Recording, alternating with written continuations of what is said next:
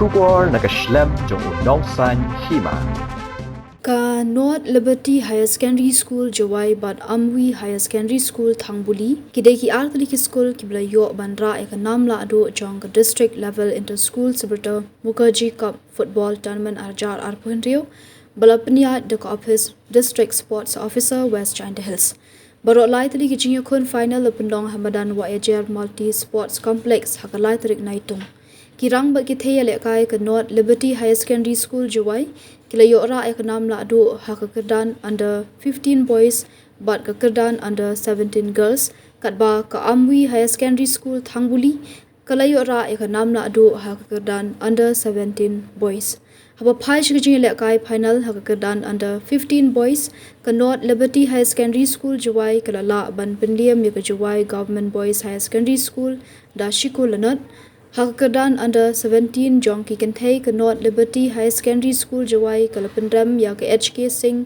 Memorial Secondary School da Sanko Lanan. Kadba hakalyang kishenrang ka Amwi High Secondary School Thangbuli kala job ya ka Sauling Do High Secondary School Mukayau da Shiko Lanan. Kumta da kani ka nam job kini ki Artri ki school ki Mikmat ya ka district sha ka state level football tournament ka ban sa pendong shan hanong ba Shillong.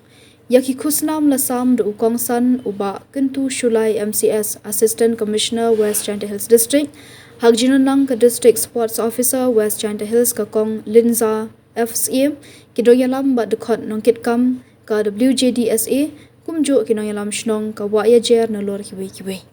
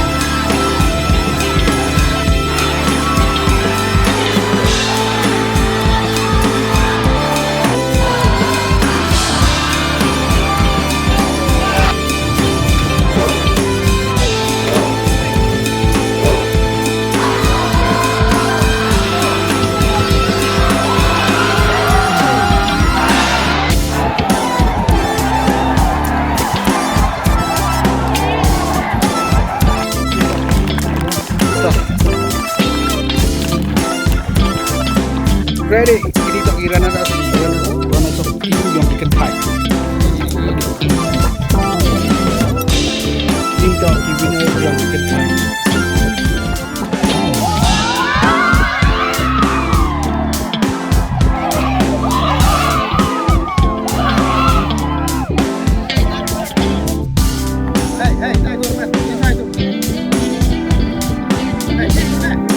Hey.